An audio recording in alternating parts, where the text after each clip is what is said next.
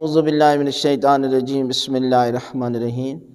ماہ شعبان کا ایک ایسا عمل کہ جس کے ذریعے پروردگار آپ کو رزق ہی رزق عطا کرے گا۔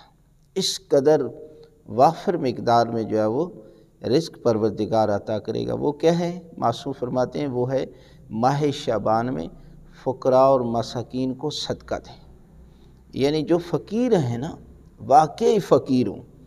ایک ہوتا ہے بکاری پیشہ ور کو دینا صدقہ جو ہے یہ جائز نہیں ہے، اس لیے کہ اس نے تو ساری زندگی مانگنا ہے۔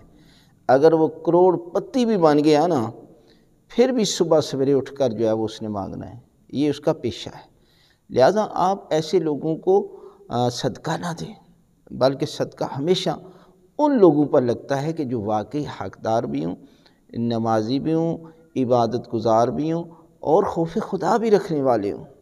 اس لیے کہ آپ صدقہ دے رہے ہیں تاکہ پروردگار جو ہے وہ ہمیں جو ہے وہ پریشانیوں سے محفوظ رکھے۔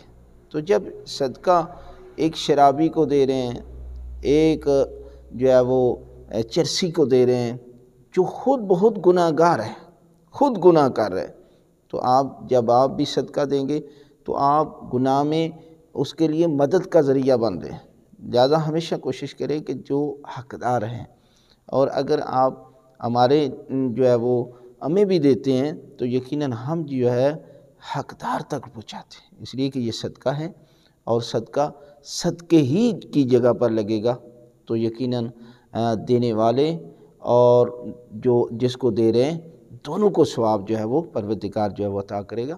لہذا ہمیشہ ماہ شعبان میں فقراء اور مساکین کی مدد ضرور کیا کریں۔